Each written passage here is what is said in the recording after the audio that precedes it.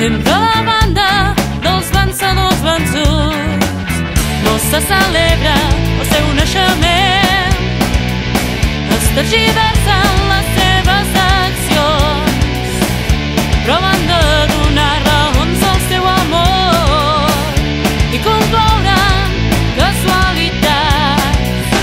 Els exiliats, els esclaus, els sense terra, els fills de la por, la pobresa, els màrtirs, els guerrillers i els poetes, els fills de la fam, de la guerra.